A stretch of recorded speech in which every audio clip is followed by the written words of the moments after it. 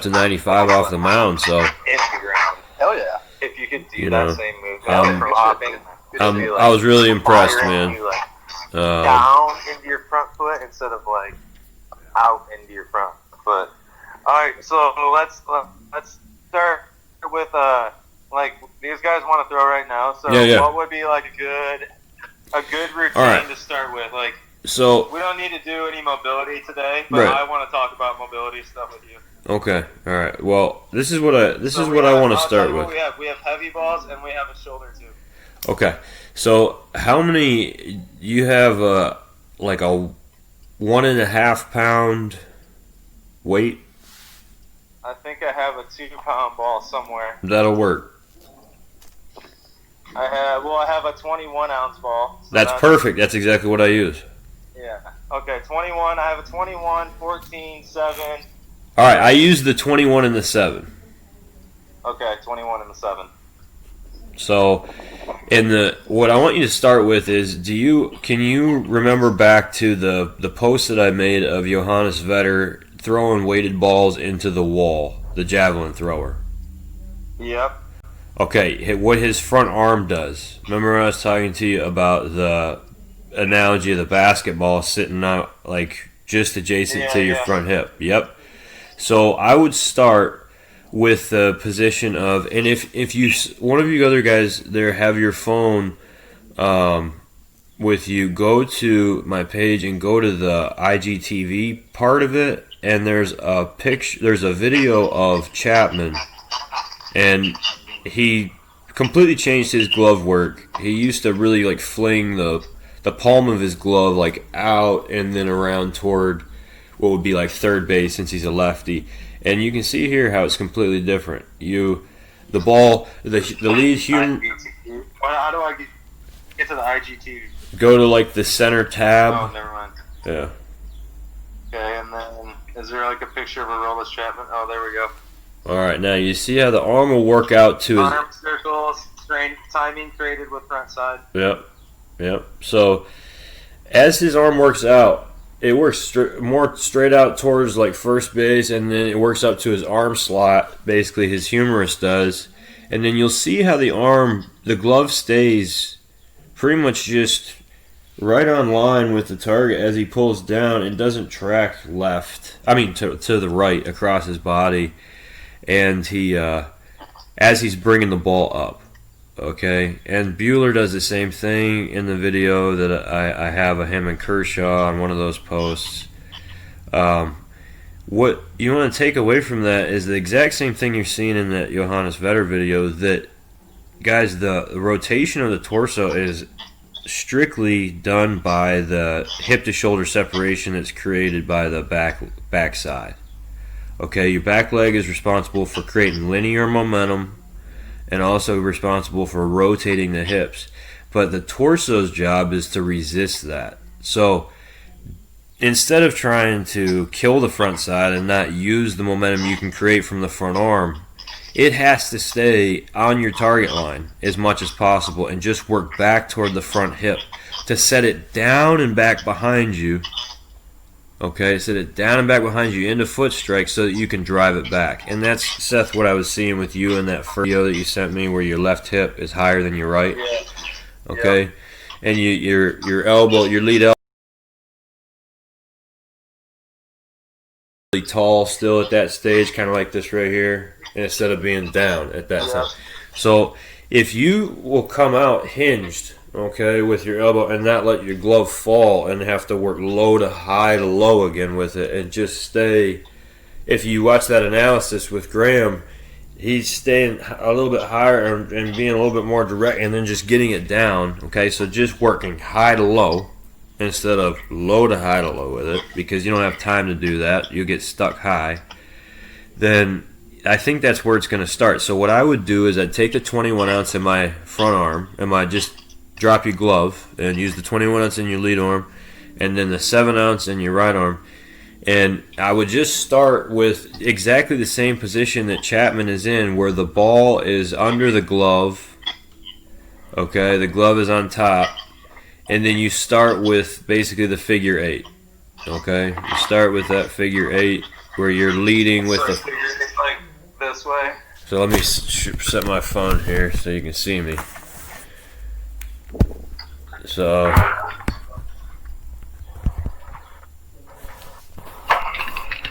all right.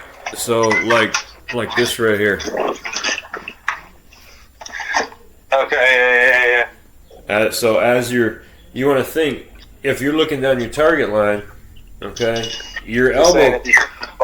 Put this ball in your front glove, and then in your front just in your hand, just in your hand, not your glove. Yeah. Oh, okay, just your hand. Yeah. So your front arm, you should never see it eclipse your drive line, your target line. Okay. It should work down that line. Here, like so. Seth? You remember the pizza pan position I was telling you about? Yeah. Yep. So here, remember, around the basketball like this, and then you'll feel that extra weight once you get your arm, your elbow to shoulder height. Okay, your lead arm to shoulder height. If you will allow your shoulders to fall kind of and tilt with your front arm working down into your rib cage, okay, you'll feel that extra weight accelerate the ball up to your L position. Okay? So you're saying, like, by doing this... Yep. Yeah, make it more concentric. Time them up more. Figure 8. No, yep, start with this one on top. That's what I have no idea how to sync this up. It's alright. Hey, start with this one here. Start with that. And as this... Look, they're breaking parallel at the same time. They should be breaking parallel at the same time. And you're at, see how you want to get to your L position while this one's still up? You gotta drop that as it's coming up. See you going low to high again. So here, go around the basketball with it. Yep, start with that. Now your back arm, add in your arm circle back there to that. Yes. Oh, you went low again. Yep. There you go. Yes. That's it right there, dude. Now you just got to add in your arm. Yes, there you go. That's it.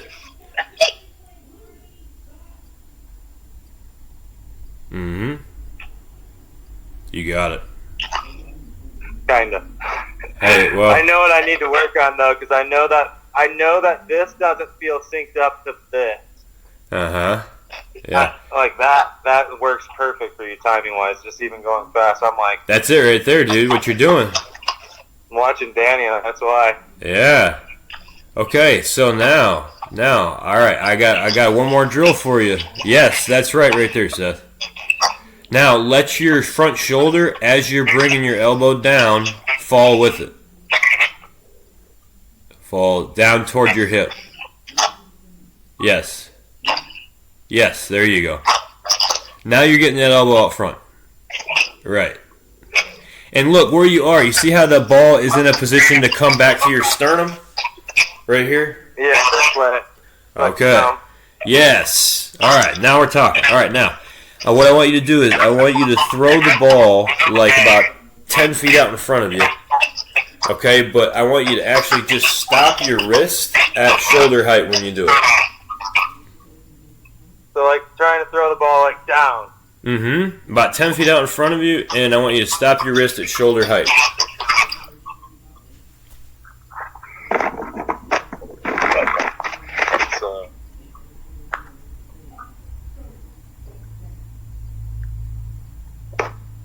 You didn't stop your wrist at shoulder height, though. No, not even close. Okay. What did you just feel? Yeah. Yes. All right, so do you feel how the centripetal momentum accelerated that ball out of your hand? You had a little bit of degree of wrist flexion. Now, time that up with your front leg bracing.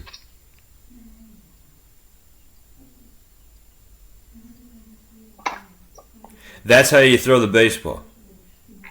Oh, well, I can see why that is taking out the stress of my arm going that way. Yeah. Like, my arm wants to throw it like that versus that feeling is like Yes. that at the end. Right. So or now. like a throw hop, like throw there versus on the mound, I want to like fly off. Right. All right. So now the question is, how do I make that throw right there a level throw? Right. I feel later, but it didn't feel right. And now I get what you're saying. So it's like I want to block it, but like I want to block it by this getting big. Yeah. That's right. Then I can be. You remember when I said, did I say that thing to you the other day about how when you're trying to get that scap load and the anterior stretch and all that, to instead of taking your shoulders behind you, to take your chest out to the right of your target line. So keep your shoulders on line, bow your chest out, don't draw your shoulders back, and lumbar extend. Okay? You know what I mean? Yeah. Yeah, so then Okay. So what's the next drill that people do?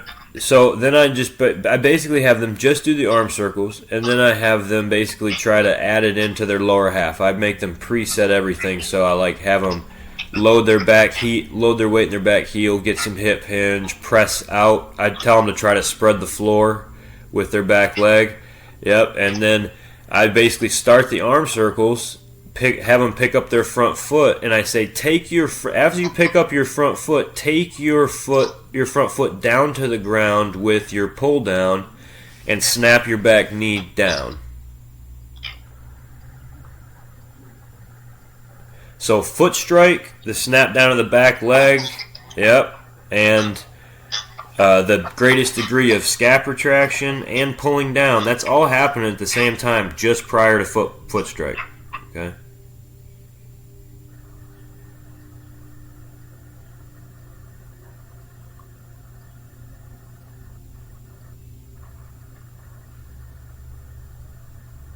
Yeah, you got it. Yeah, dude. Can you show so when I throw the arm off, I feel like I throw and stop my arm at that same spot? Yeah. I can't actually see the steeper. 10 feet. 10 feet out in front of you. Remember, yeah.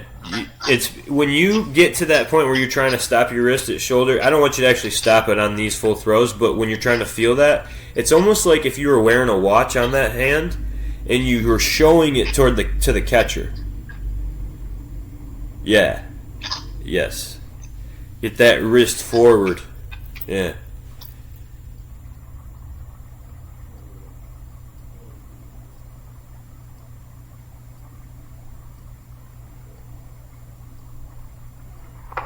Yeah. So now the last. I mean, that hurts my arm way less than throwing it normal. Oh yeah, dude, this is gonna make your arm feel much better, guaranteed. Because what's your? I don't feel like I have the same like throw like that. Yeah. It's way cleaner because you're actually pronating fully through the throw, and the last piece of this is that your front hip. You remember how your front? I was talking to you guys about your front hip working back before foot strike. Yeah. It's got to work back behind you. Well, you got to let the front arm be the thing that creates the momentum that helps you to take that front hip back.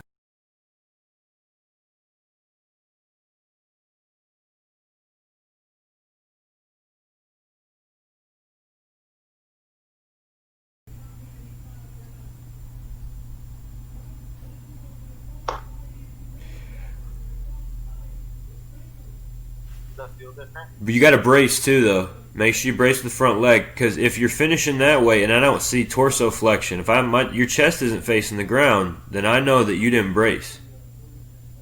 Because you driving the hips back. If I was standing behind you and I pulled your hips out from under you, what would your torso do?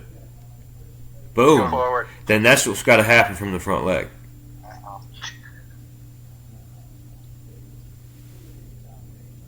All right, now we're talking.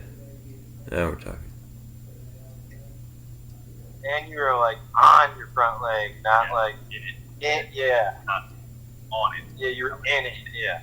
Not on it. So guys, this move coupled with the back leg driving is the thing that stabs the foot into the ground, your front foot. all this stuff I've been posting on the stab in the foot. I mean, you got to keep that front leg internally rotated long enough to even do that, but that's what you're seeing, okay? With the last move forward where that foot stabs, the pull down and the fire into the back leg is what does that right there, okay? Yeah.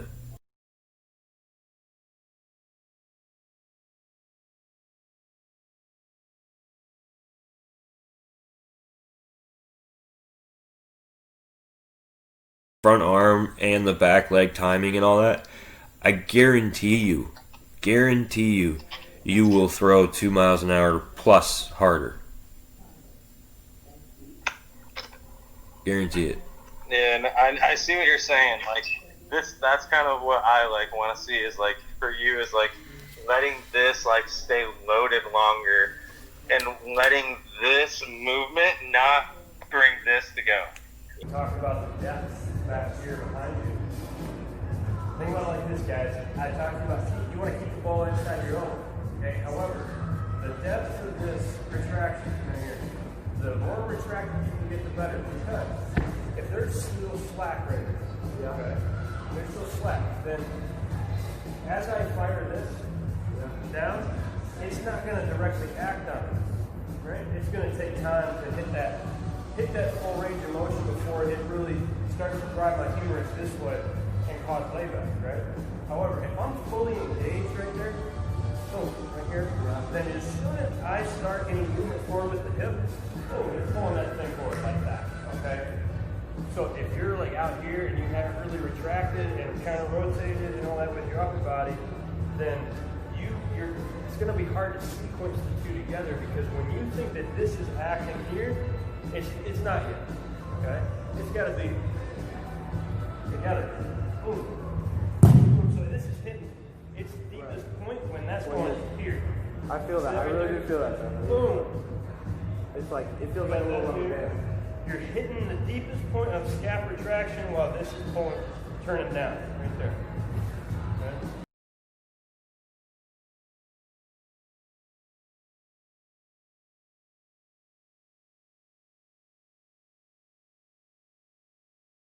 Fires first, so like it's like as that arm goes down, the back hip goes in. Yes. And now you can do it. There you go. See, guess what? Now you're set up to hip extend toward the target, right? Instead of out toward That's first what we were base. talking about last night. Is Yeah. Your back hip coming like up and over and not being long in like a good lunge. Yeah, like there versus like being short and like that back hip coming like up and over. Yep. You got it, dude. That's why your groin hurts. It wasn't coming through. It was like It's trying to hold on to you going that way. instead of just going into that front side instead of pulling with it. Yes. Yeah. It's that shift in, dude, that kills the throw. Yeah. Because guess what, guys? If your center of mass is shifted into your front leg, you're not in a position to drive it back behind you. You're in a weak position now.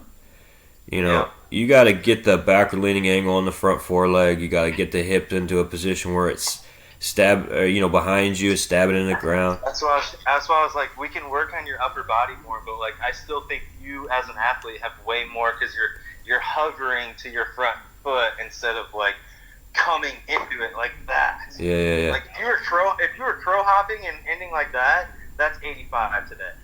Yeah. All right. So what are the other drills that we should start doing? Because we want to try. Danny wants to go to the park and throw some long toss.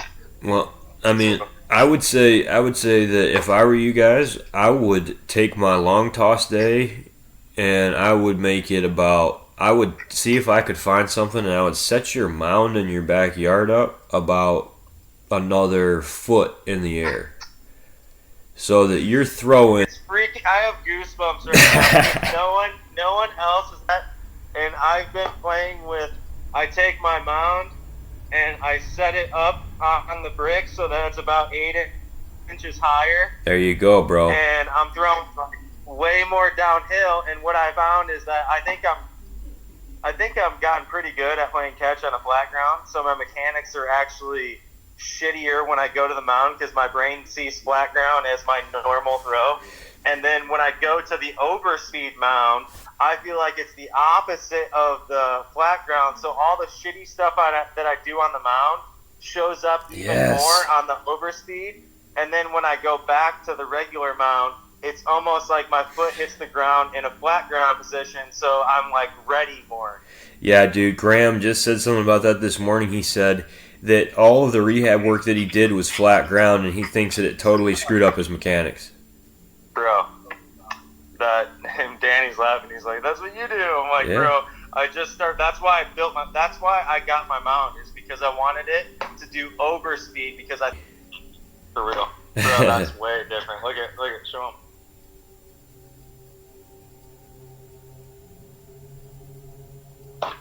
Yeah, for sure. Yeah. You want to throw some on the velo? Okay. Well, yeah, we did velo yesterday, so we wanted to just get some work into that. The last little thing I'll leave you guys with is, as you start to do this, I would make sure that you control the head. Okay, I mean, and that's with anything, whatever you're working on, control your head, and I would try to finish every throw with my head leaning arm side. Yeah, that's dude. I'm right there. Okay. Right there. Staying right and staying left. Like Danny said, staying left for him was something that helped him. Yes. Stay on line, and you also talked about like almost seeing behind your ball. Like, yep. Like I'm almost with my eyes, I'm behind it, and it's definitely making a difference.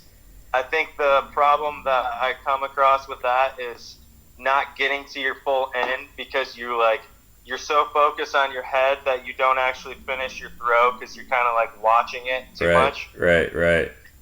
So that's kind of the game I'm playing, is like, if I get sticky and my elbow still feels it over here, then it's like I probably just stop my arm and like jarred it versus like full like turnover. Yeah. Well, I'll give you guys two more little things that have always helped me. You know, when you cast a curveball and you say, well, I got to be more direct with it. I got to feel the curveball come through here more, not out here. I got to feel it come by my ear more, whatever cue you use. Well, that's how I want everyone to throw their fastball all the time. Okay, for one. Do one more, and instead of holding the ball like this, just hold it like that. Yeah. And sorry, I saw.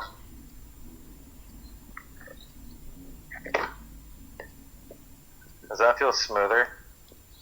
Not at all.